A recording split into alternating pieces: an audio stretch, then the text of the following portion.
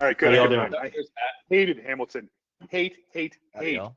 I loved the You King. hated Hamilton? The rest of it set it on fire. I don't like it when they advance the plot with just singing. Like music is kind of a bad. Like I need you to advance the plot with words, and if you just do it with singing or some sort of, I just could get completely lost. And I realized like a half an hour later, I'm like, I don't know what's going on. I have no idea, and I can't. And I didn't think the whole whatever the heck that thing was. That said, there was some really cool aspects. The King though is phenomenal. It's quite literally the only show tune I've ever listened to in my car by myself, by choice. The Yeah. King's part is awesome. They're hilarious. The three, they're hilarious. Yes, absolutely. I'm just realizing how not cultured I am. So I'm taking it in. Hi, me too, Chris. I don't know if that's true. Everybody Matt, has can you their turn up thing. your inputs a little? What'd you say? Matt, can you turn up your inputs a little? You're a little quiet. Yes. Oh, no, you're good. Chris, you're the one who's quiet. I am? Okay. Give me just a sec. Oh, never mind. To me? No, Matt sounds like liquid gold. It's the hair. Like always. It's like Samsung. You cut it off and it just It's turns the hair. screechy. I cut my hair off. I think I'm doing all right. Yeah, I'm gonna slowly just like dial it back. Yeah. You don't want to do it all. No, it's so cool when you go in and it's like the whole thing just goes whoosh. Did you guys quit rubbing that in? I mean, stop. Tim, Oh you yeah, still it's have- so still have difficult some hair. looking like this. Gosh. You barely. Don't get the other angles. Oh, all right. Thanks for showing us. Can we get the back too? You got it. Thank You you for got sharing. it. Let me pick this up. That's probably a good segue for the title of our Keynote panel, which is the Fail Horsemen.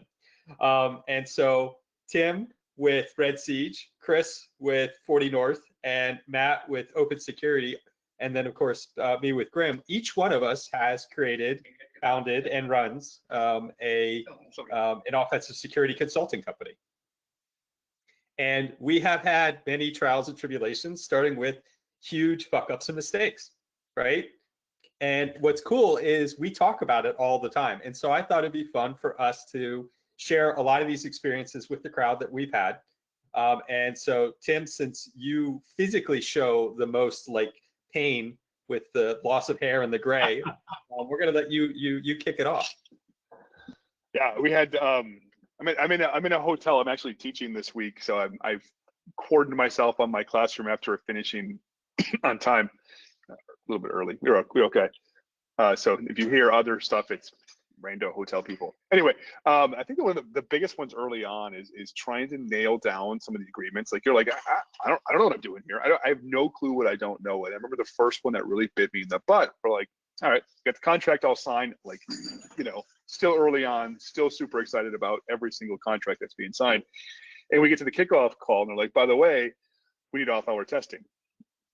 We're like, yeah, but the contract's already signed. I'm like, yeah, but we need to change that. Like, contract's already signed. And I don't have the capability to say, no, we're not doing the gig anymore. And they're like, oh, great. Now we're doing this. We're gonna stay up all night for multiple weeks and then work. And that brings a little bit of pain. So yeah, there's number one for Tim. So it gets to a point where like you just don't have to work off hours anyways.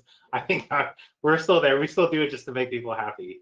It seems like we do. So now in the contract, if you want off hours, we charge you extra.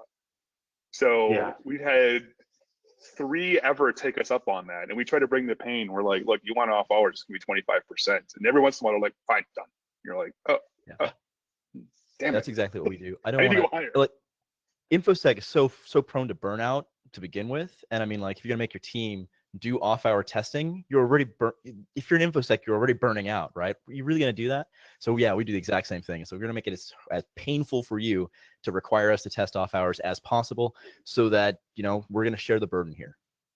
Yeah, I mean, one of the things we try to do to unfail that is like, look, we'll give them a bunch of the money to the consultant, so it sucks, but it ideally sucks a little bit less when they can, I don't know, buy fishing poles or whatever the hell. I don't know. I always give them a couple days off. So We've gotten lucky. well, first of all, I think we're lucky that none of us work in IR. because you talk about burnout. Yeah. IR burns you out Am I even shoplifting? faster, right? We're talking like 1 to 2 years of life expectancy because of that challenge. And that was something we did at Grimm. Is we actually said we're not going to do IR because the management challenge and that burnout piece, I didn't see how I could do that to our people. So back to you, Chris. What was one of your big fails? I think especially when we were first really starting, we were trying to figure out like how do we do marketing, like how do we do like get leads and get work, and like still to the day that's a mystery. I would say. I mean, we do a lot of like blog posts and stuff. We're like, do we need to get out there and like pay for something? And one of the first things that we got suckered into was, hey, we have this like big luncheon conference thing full of like CISOs just for you to talk to all day. It's a 10K buy-in, and you can go there for like lunch and talk to people and stuff. We're like, or it's like more breakfast and lunch. We're like, you know what? We'll try something different, see how it works. Worst decision like that we've ever made. Like we went there, we talked with people, like literally nothing came out of it. It was basically a bunch of people that wanted to go for free lunch, which who wouldn't want to go for free lunch and breakfast and kind of just get out of the office. And we spent, yeah, that was probably about little more than 10 grand just to get in, travel, all of that, and had absolutely nothing come from it. And we still get hit up by the same organization. You're like, hey, you guys want to come back and sponsor this again? We're like, absolutely not. Like, please take us off your list. Like, it's just, it was a bad choice for us when we were first starting, and it was an expensive hit. If I can add to yours, we did something similar. So if you've got a business, one of the things you'll do is you'll get hit from these magazines, and they're like, "Hey, you've been selected for," and you all know it's malarkey, right? But you're like, it's getting out there, and you tell them no, and then they cut the price back. So we're like, all right, and we tried it twice. One of them actually wasn't terrible because they actually keep retweeting stuff for us, and they got a decent following. The other one was complete waste, and we're done with that now. no, hard pass. I swear, it's like once a week I'll get something like that, $1,500 for your like promotion or possible inclusion, and it makes me feel like every time I see Bryson tweet something with like all the salespeople, like all the random sales messages that he gets, I was like, oh my gosh, it never ends, does it? Like it never ends. That's 80% of my email at least. Oh. Yeah, a good junk mail filter has been slowly starting to go, been worth the effort. Yeah, we started adding. I took this cue from Dave Kennedy. Is we have an exchange mail rule that if you get 2 tries, you mess up once, we keep track. The second time you go in a list and it automatically rejects and says some inappropriate things in response about spammers. Actually, very appropriate because they deserve it. So they get their entire organization immediately blocked. Ironically, I had one of those like talk to a bunch of CISOs marketing emails come in today where they sent me the email and they sent me that same email again within 2 minutes. So it would have immediately broken your filter. There you go. Yeah. So Matt, what's your big fail? My turn. I may as well share the love because I've done tests with both Chris and Tim. And so one of my biggest fails, maybe the biggest, in fact, was a red team I was doing with Chris, actually. And we were hacking a casino. Oh, yeah. I know. Fun stuff. You know the story, right, Chris? Yeah. I think I remember that. Yeah. Oh, yeah. So we're hacking a casino. And you're like, oh, yeah, brush that dirt off my shoulder. This is what I'm doing red team for. This is what I always wanted.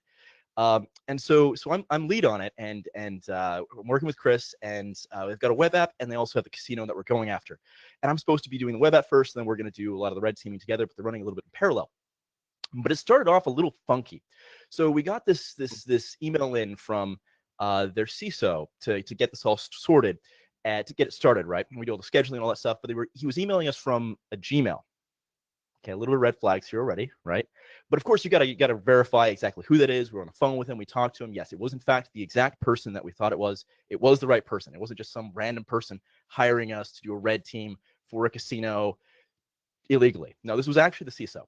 And the reason why he wanted to communicate with us on this this Gmail was because he said, "Hey, the security team, they are watching the email the whole time, and I want to make sure this is a not announced test because I want to test them." Without them knowing. Like, okay, that I buy it, makes sense. And so we started doing this test, and we scheduled this red team for, I don't know, 3 or 6 weeks. It was actually scheduled, I think it was 6 weeks. It's actually scheduled for a pretty darn long red team. And so this CISO was really, really, really needy. So like, I'm on the phone with him like weeks before the test on an almost daily basis, because he's got to like get this thing right, and he wants to check this box off, and he wants to see if we're going to do that, and so on and so on. We're being nice about it, but like literally by the time we hit the test, I'm already like 40 hours invested in this engagement. I'm like, wow, please stop now, please. And so we start the test. And on test day, of course, he's really, really verbose with me again the whole time. So I'm literally not getting to test whatsoever. I'm talking with Chris a little bit, and he's doing the red team. He's got Cobalt Strike booted up, all this kind of stuff. And within like 2 hours, and I've basically been on the phone with the guy the entire time over this 2-hour period. Within 2 hours, Chris, domain admin on the casino, the whole thing's gone. Just like, got it. Okay. Hey, do you want us to start dialing up the noise? He's like, oh wow, you're already there, huh? Oh, okay. Let me get back to you real quick. He does some stuff. I maybe like throw a packet or two at the web app at this point. And he comes back. He's like, okay, yeah, go ahead and dial up some noise. Yeah, we do. And eventually the blue team, they catch on to something. So we're dialing up as much as we can. I just start dropping Metasploits in random places to get them to look. They find it. Chris is in the email, right? He's in their email. He's watching their IR happen. Their incident handling. It's like, oh yeah, they see it. They fix it. They think it's completely eradicated. It's like, oh yeah, we're ready to move on. We just like face palm the whole time. It's like, oh no. So first failure, casino. Second failure, here's where it gets crazy. Turns out next day comes around, and the CISO's like starting to sweat bullets, and you can hear a lot of like nervous tension in his voice. And over the course of the next couple days, we realize that this test is not only not announced to the blue team, it's not announced to anybody in management of the casino at all. And he was specifically told not to do a third-party test at all either. So we're a couple days into this 6-week test, and we're like, we are out. We're done, completely done. But also, I've been communicating with this guy the whole time. I've barely gotten to do any testing whatsoever. Chris gets to do all the fun red team stuff, hack the casino, and I'm sitting here playing with his web app, but I barely got to touch the web app. So I'm like still at the very beginning of the scanning piece, because I've gotten to do nothing except talk with him. And now it's like, okay, we're just going to deliver a report with what we've got. I'm like, I'm going to do a web app pen test report with a Nikto scan. I don't know. I found nothing because I'd spent no time on it. So I'm like, and it was absolutely the most garbage report I've ever made. Was embarrassed for it. So I actually spent the rest of like the report time that I could do just doing as much OSINT against the web app as I possibly could, because we're not touching any of your stuff ever again. Also fired the customer. Awesome.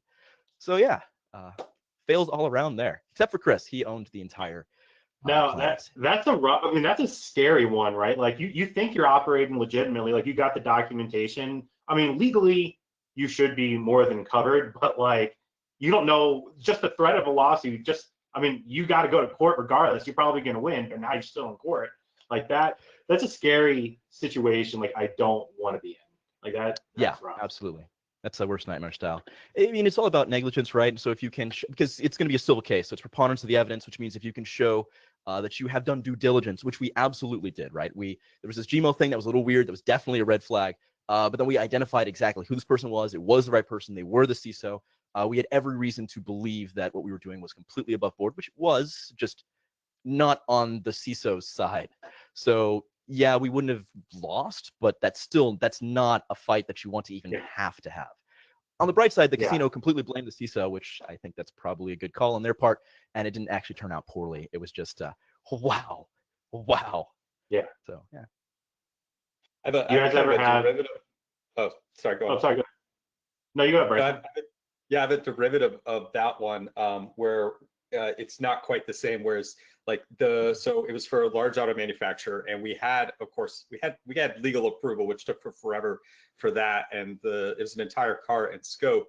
But what the challenge is I think there were probably about 15 to 20 different product teams that were a part of the scope of the assessment, and they all didn't necessarily agree with this idea of having a third party do this. And so we had, we had there was no question of the legality of what we were doing, but the test was a constant fight for documentation and detail, because of course, you only have so much time to do that kind of test. And the more you have to spend reverse engineering and going and figuring things out, the the more expensive and the longer it has, and the more likely your project is to fail. I think the funny cap on that one is we ended up finding, and it became a finding in our report, but it was technically out of scope, was because of the challenges we had working with the different teams. We went out and found a Russian file server with all of their like proprietary files. So we ended up like finding the stuff that really helped us do our job because they didn't give it to us, but it was some random Russian server where it was. Oh my God. Wow.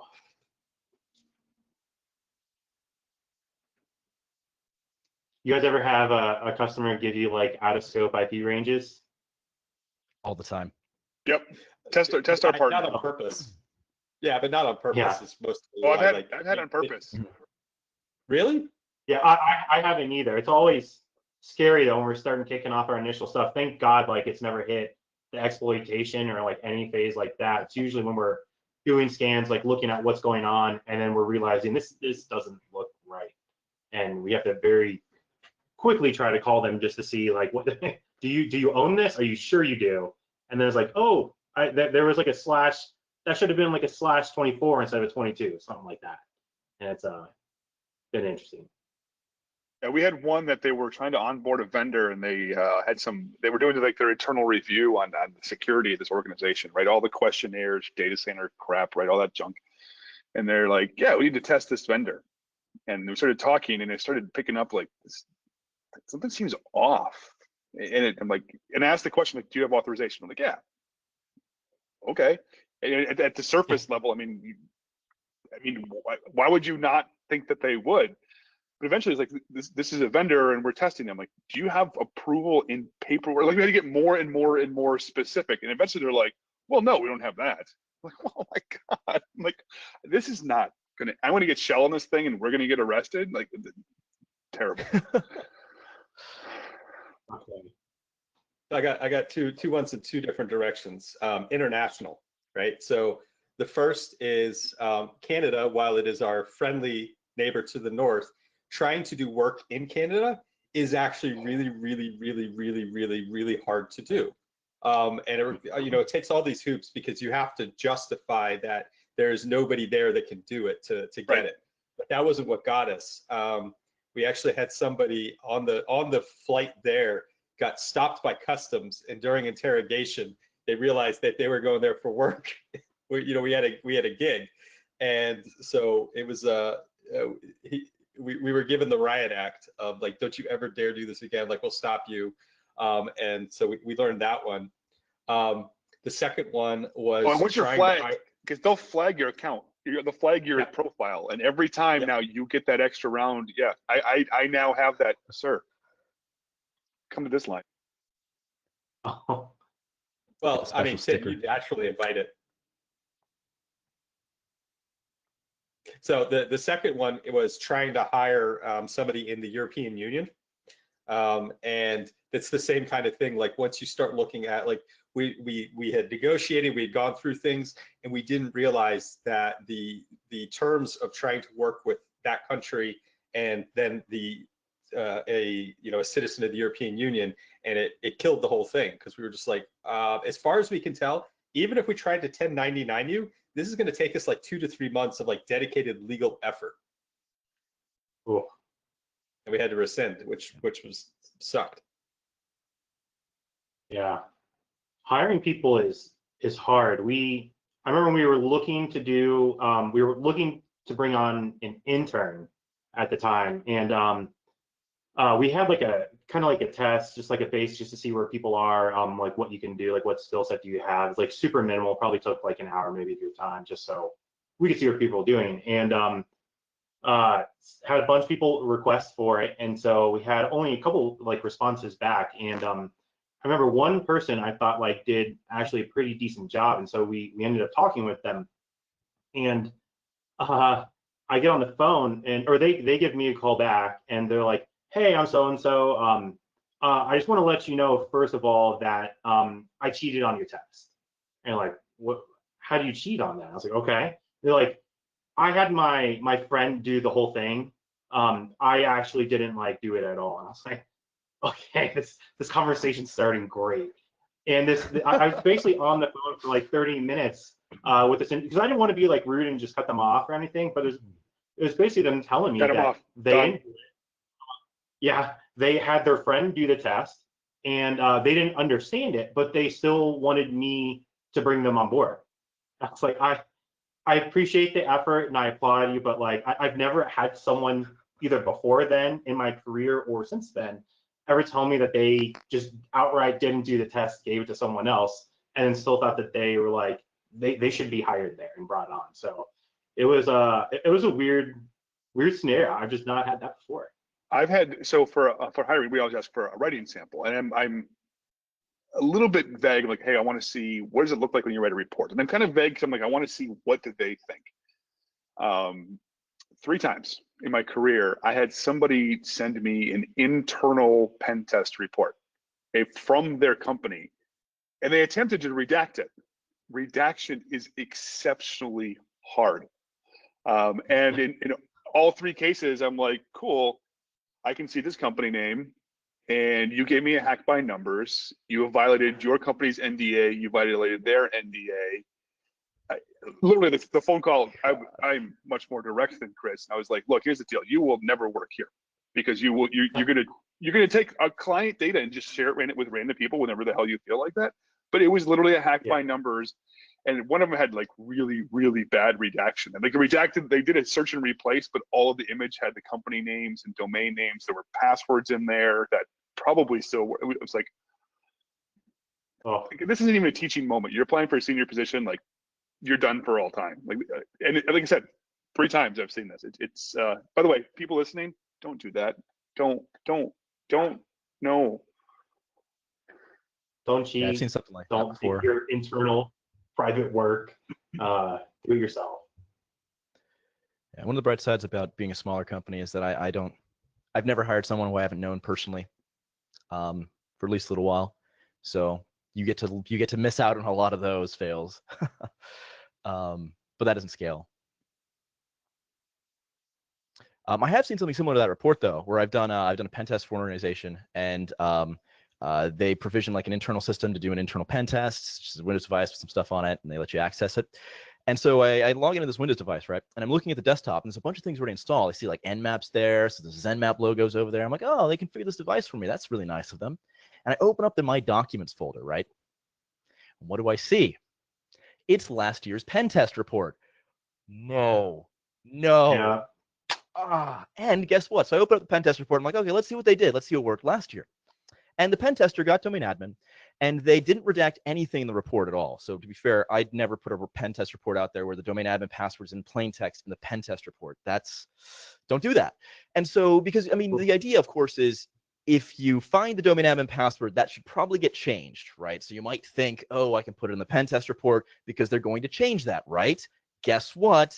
No. So the first thing I try on this pen test is I just like, oh, okay, see if it still works.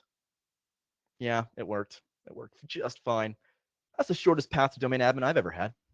We had one where I enumerated users, and it was another pen test company, and I saw an account, and it was because I enumerated the domain admins, and it was a pen test company that we're all probably quite familiar with that was in that group. And I'm like, I'm gonna guess that the password is the same as the username, and it worked. I was like, oh, no. And I have to write this up, and I'm like, so I found this account for a different organization, and the password was the same. It was uncomfortable, but I laughed. It was not that uncomfortable. I just pretended it kind of was. Did they appreciate the like stupidity of that? Like, we should never hire them again, kind of thing. I mean, I don't know whose stupidity is worse, right? Because I presume they put this in last year's report that we got domain admin and you should clean up this account, and they clearly never. I mean, there's layers. I don't know. It's like an onion that was dunked in poop. I don't know. To be fair, that's a really common thing that I will see actually, like all the time. Not necessarily that the password is the same as a username, but where there's a pen test company that I can recognize, and there's an account that is in Active Directory from that company. It's probably that organization, like the organization that you're testing, not the pen test company, who made that account. And in the scope of work and the rules of engagement, there's probably a bunch of things that say, okay, you need to deprovision all of these things after the pen test, so we can go back to, standard or whatever it is. But as the pen test firm, honestly, you should never trust the customer to do the right thing, ever. On the other hand, though, it's also a little bit tough, because what if you're going back in to do remediation validation, right? So you maybe don't want to get rid of the accounts and deprovision them until after that phase happens. But what if they never actually bring you back in to do that because they didn't actually follow through on the whole scope? Now you've got all of these little things going around. But as a result, I end up seeing that all the time. We have Just related to hopefully that. not with really bad passwords. We ship a VM for remote testing. We have a client from 2 years ago. Their VM is still trying to check back into our infrastructure. Oh, God. 2 years. 2 years. We're like, why? What is this IP? Like, oh, right. That's. I assume you've tried to inform them. We're doing another test. We finished it like a month ago. We're like, hey, by the way, can you deprovision this other box? I'm like, oh yeah, we're on top of that. They are not. Yeah.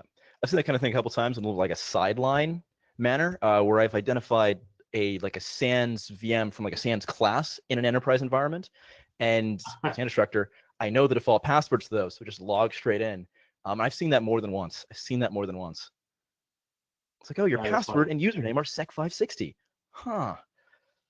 Well, since we're complaining about clients now and client fails, we've all had the experience, right, of the client who shows up and is like, I want a penetration test. You're always, of course, like, what does that mean to you? What do you think you're asking me for, right? Like, let's get on the same definition of vocabulary, and the price range usually dictates that answer as well. Well, like this should be $5,000. What do you think we can do for $5,000, right? Like, this is you want me to just give you a Nessus report? Like, you can't run your own? Like, what do you want? That delta of definition where, of course, mixing up what a pen test is, what the scope is, what's a red team versus what a pen test is in a vulnerability assessment, why something costs what it costs, and the expense and the time that it takes to do that. Of course, going back to my other automotive manufacturer example, but that same problem again, where they delay, and they're like, hey, can you do this tomorrow? And you're like, still wait for the documentation because we haven't confirmed scope from the able to do this properly. I've had happen a couple times in my career. I can't remember the most recent time, but we're setting up like infrastructure where we're doing it was a pen test against an organization, and get through the assessment. Like, we've got C2 outbound and everything, and we've been able to do the test, and everything went well, and it was over with. And so we go through and clean up, and we have documentation that we use internally, which I'm sure everyone does, that we check to see, okay, where do we have like access to, what modifications we make to systems, and make sure that we basically revert everything back to the original state. So we go through all of that, check everything off, and call it a day at the end of the test. And it'd be like 2 weeks later. Oh, this happened multiple times. That customer would be like, hey, are you guys still active in our environment? We're like, no. And they're like, well, we're seeing systems beaconing out to where you're using for C2. And I was like, there's no way. And so we'll go and check. And sure enough, we had like active sessions inside their environment. Like, well, what is going on? Like, how did that happen? We had no idea. And kill access. And basically 2 weeks later, same exact phone call again. And they're like, why are you guys still inside our environment? And we're like, we just went through this last week. Like, I don't know what to tell you. And since then, we've learned to tell them to check for this. And they're like, okay, we're gonna do some investigation on our side. And in the middle of the assessment, this customer had taken a backup, a live backup of multiple systems when we had access to their systems. And so about every 2 weeks, they were rolling back to that snapshot, and we would get sessions coming back in our systems. And it was interesting because ever since it happened the first time, we've learned, okay, we know we cleaned off. And that's not necessarily like a client fail either. That just happened to be bad timing. But it was a funny situation where we're like, we're really bad at our job if we can't figure out like why we can't get you to stop calling back to us. It was a unique one. Yeah, I've seen a bunch of fairly similar like backup problems happen, where in this case it was just they had a cycle to revert to snapshot on something all the time, but it kept reverting their patches off. There's like a couple fails that were happening at the same time here. So this organization had like their domain admin had their password found by the pen tester 3 years running, and so they were really like antsy about I'm not going to get caught this year. I'm not going to get caught this year. And so I find a system, and this is like last year or so. So this is actually fairly recent, and it's vulnerable to Eternal Blue. And I'm like, what? Oh, come on, easy peasy. So we get in, and we were able to Mimikatz. Credential Guard was disabled, and get the domain admin password. And I happened to do this on a Friday, like it's Friday evening, and I'm like, man, I'm not going to just get domain admin and then stop. So I continued to just basically finish the entire pen test over the weekend. And on Monday, I realized, because I'm doing reporting, I'm missing a screenshot. So I go back into the environment, domain admin password doesn't work anymore. Fortunately, they reverted the snapshots off again, so we were able to get it back. In the review of the test, here's what actually happened. That domain administrator, the entire test window, because this was like a crystal box test, right? So the new testing was going on. The entire test window, the only thing he did there is he sat there and kept resetting his password every 15 minutes the entire time.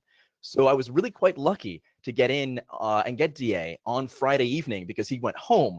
And so I didn't recognize that this was happening at all until Monday when it didn't work anymore.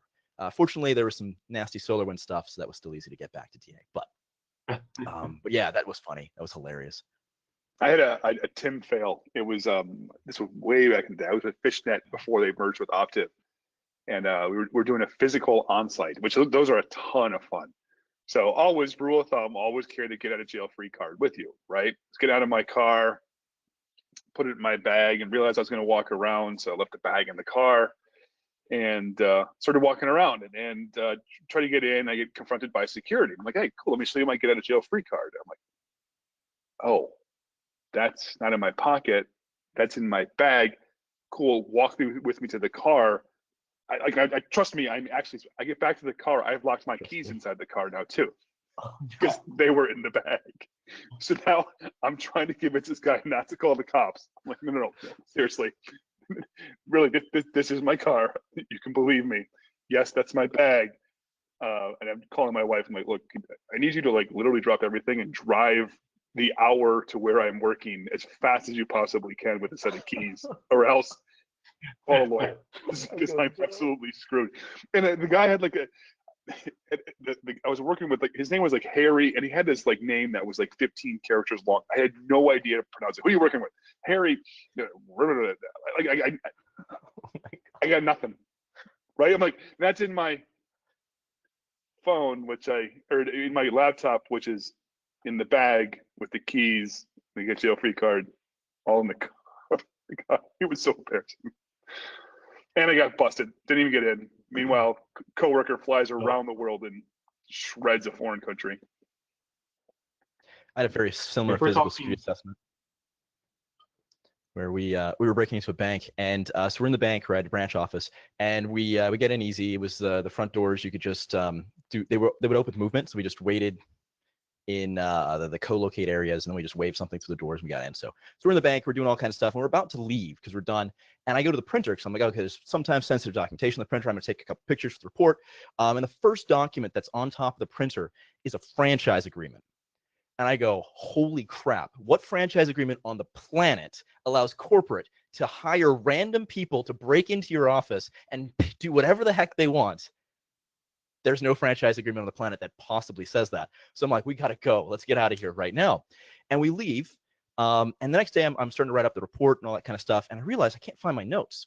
I'm a little old school, and I take all of my notes in like a notebook. It's because I used to work in a skiff with the military, so you can't really, you got to write it all down on paper and whatnot. So I take all my notes in a notebook, and I realize, oh gosh, cold sweats. I left my notebook with every single step that I did to break into this place in that place.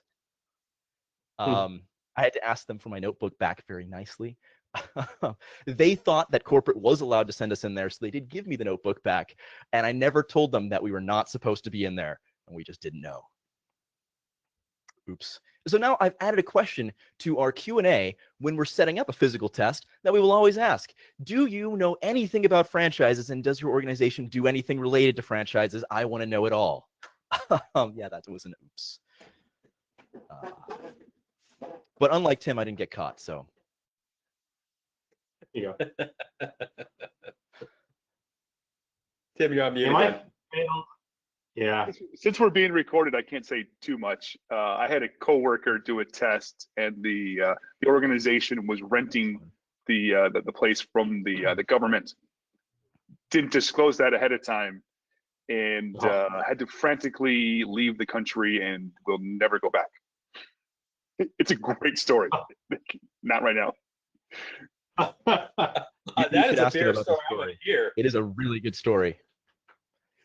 I have, I guess, a similar one like that where I was somewhere and I think we take for granted in the United States that like our government stuff, like things that are classified are treated as classified and they're marked and they're only available in certain places. And like that's obvious.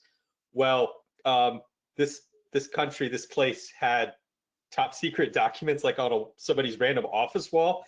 And I just like walked up to him. I'm like looking at him. I'm like, what's that? And the guy was like, oh yeah, you shouldn't be seeing that. I'm like, that was it. Like it was an entire sketch of the intelligence organization, which I had nothing to do with. So we're clear. Like I wasn't affiliated with that. It just this guy happened to have that in that, and I had access to it. And so I was just sitting there. I'm like, this has got to be the worst OPSEC of all time. So we all. So a friend of mine, actually, I think most of you know him. I don't know if I can think of Brett's help. Mark's name. He was teaching a class in a skiff, not cleared. So little siren is on, right? And he pulls up the article, like the Snowden thing had recently happened. Well, in the news article on the website, it shows a picture and it says like secret above the picture. And someone's like, sorry, we have to pull this down because there's uncleared people in here and they can't see that. He's like, I mean, I'm the uncleared person. It's me who you're afraid of seeing that, but I'm the one that's showing it to you. And they're like, nope, can't do it. Sorry, the light's on. We have to shut this down. Nobody can look. It was this whole weird circle. He's like, yeah, but I'm the one with the. It was lovely, entertaining, circular reasoning that ironically works in the government stuff. You said the word works. Were you sure that that's the word you were trying to use? That is not the right word. Not the right word. Work efficiently, like quickly. Oh, not that often. But I've had You personal. see that I've heard that at conferences where someone will say they would grab something from Snowden and they're like, well, I'm going to have to show you secret documents. So if you're government people, you have to leave. So you see a bunch of people who are like, I don't know what to do here. You're like, fed. Yeah, no, so this is true. Even if something is on the internet, if it has been marked as secret or top secret, somebody with a clearance technically is not supposed to look at it because that violates your clearance to look at something that is readily available. Right, but they were trying, at the talk thing, they're like, wait, what's worse, outing myself as someone with that or sitting here, brain hurts. It also works with labeling too. So one of those pranks that you would always pull in like a skiff is if somebody was like working on a document or something and they printed it out, what you would do is you just like grab a marker or Sharpie and you just like go SITKTS right on top of it, and they can't take it out of the skiff anymore because it's marked. Must be true. Well, I heard they grabbed some of those stickers and like, it'd be fun to put this on my laptop, and then had a big red sticker on his laptop at the TSA, and the TSA's like, we're done here. TSA. It's contraband, right? I mean, technically, I'm sure some of those guys were former military in some some way, shape, or form. So they're like, I don't know what to do. Brain lock. We're taking this right now. It was They took my laptop. He had multiple stickers. It was like all over the back with different, green and orange and red. That's when you grab another one of those stickers and you just slap it on their back. Yeah. All right. Well, bringing this to a close, Tim, you got any last ones?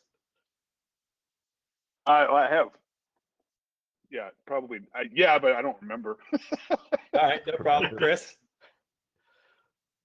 I mean, I just can think of like personal failures that I have to ask like Tim for help. Like I feel like I'm pretty decent at like hacking stuff, but when I see the like SSH port forwarding like madness that like Tim or like everyone else does, I'm like trying to pull out a calculator and like figure out what I'm doing. That and using Microsoft Office products like intelligently has probably been like some of the biggest issues that I have. Whereas like, all right, I need to like pivot table. Like, I can do this. I knew Or, it like, was Excel that you were talking about because you're a business owner. Yeah. Yeah. We're on the same page there, but that's about like, okay, can I please figure this out and not take like 3 hours to get this done right? But people ask That's you, like my people ask like, what are you really good at? Excel. Oh, like Excel payloads and macros? Just numbers. Matt, you got anything?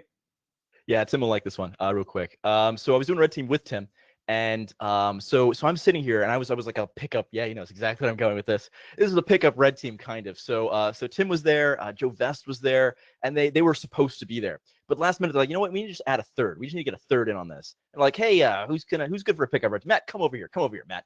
And so I fly out there. We're in the middle of flyover state, Indiana, and I'm doing red team with Tim. And I show up and I'm like, oh, hey, Matt, we didn't know you were going to be here. We don't have a plan for any of the Linux systems. Have fun. And so I'm like, okay, Netcat, SSH, wizardry, that kind of stuff. And I get access to a bunch of things. Like I'm hacking away and I'm winning. Like I am owning everything. And Tim's over here sitting right next to me, and he's doing a lot of PowerShell Empire, but he's trying to make a lot of noise with it. And he's just not getting anything to work at all. And he starts getting more and more and more and more frustrated. And at a certain point in time, he just starts getting shells out of nowhere, but they never fully stage. And he's like, gosh, I don't even think I loaded anything. I don't know where this is coming from, but what? No, I had And a I'm on the other side, and now I'm getting more frustrated because I'm like, I was hacking all kinds of things so well, and I was getting access to different stuff, and I was doing, all kinds of stuff, right? And now nothing's working anymore. And I look over at Tim, and I realize that he's getting shells from me because I have fat fingered my L host, and I'm like hitting it over here, hitting it over there, left, right, center, and Tim's just like shell. Well, Matt over here is like, man, I need to hang up my red team card because I suck. There's my fail story. Yeah, just to add to that, I had Metasploit running in another tab, and then I flipped over to it by accident, and I just see pages of new session. I'm like, how many digits can you get in sessions? Session 5000 has opened. Yeah. Bryson, what about you? My last. I'll end with a business one, which is I think something we can all appreciate in the beginning, right? When the company starts and the honeymoon period ends, and you start to realize nobody ever pays you on time. You start meeting all of the different vagaries of customers who refuse to pay you for something or take advantage of you for something. And then, of course, like I said, just the general, they don't pay on time. And that was the first moment where we almost broke. I can't remember if it was, I want to say that it was like Christmas of 2014. And we were 2 days away from like not being able to make it. And I started dialing for dollars because I had 6 customers at that time. And I was just like, if one of you just gave me a check, if just one of you would please give me a check, like I could get through payroll, like we can make it another payroll period. And then like, as you know, right, it's one problem at a time.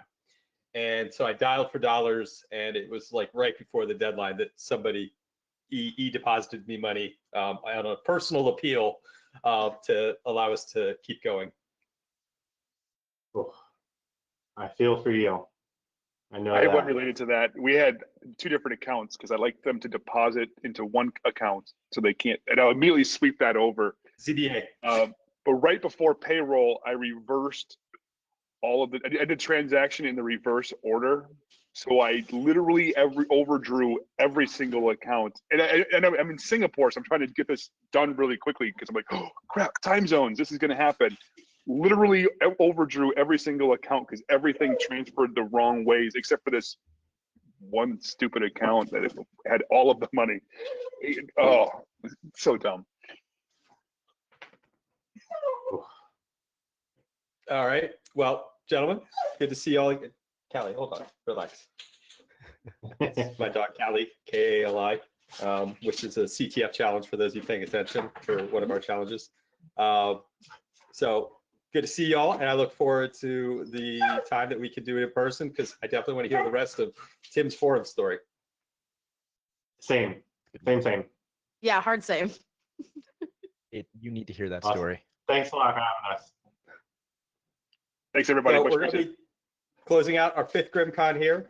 Thank you to volunteers. Thank you to the MCs, my fabulous fellow MC, Trisha Howard, the other unicorn, and Meryl Thank and you. Wade on track 2, and Dwayne with the workshop and Texas Cyber Summit, and also Hacking is Not a Crime, for making this an awesome GRIMMCon. All the videos except for John's will be posted to the YouTube channel, and that last week of December, 6 months from now, will be the next GRIMMCon number 6. So if you know anybody who could benefit from getting that first talk, taking that first leap on the stage, we want to see them, and I'm going to hold Trisha to it. Trisha is going to come on the cooking show next year, and we're going to record that wrap. And Yes, we will. 100%. Yes, we will. Woo-hoo. you have any final words, Trisha? No, just thank you so much for letting me hang out with you today. This was so much fun, and thank you so much to the Grimm team and all of our speakers. It was super awesome. Wrote down some amazing things. And as somebody who dipped their toe into keynote speaking at GRIMMCon, I can say for new speakers, if you are interested to tie into what he was saying, it is a super safe and awesome place to do it here. So if you were looking for a place to kick off your speaking shoes, Grimm is the place to go. And also shout out to Share the Mic and Cyber, who was our partner on the new speaker track. Fantastic work from them. And I'm forgetting somebody else. Oh, and of course, check out the swag store with the proceeds going to Black Horse Code. Yep. Awesome. Dance party. It's happy hour time, isn't it? Yeah, Dan Weiss's happy hour is kicking off now. The link is in the Discord, and then Kenny and I are going to be making Asian wedding soup on Unicorn Chef in 30 minutes. Cool. Well, it's a pleasure as always. See y'all. See you on the Twitters. Bye.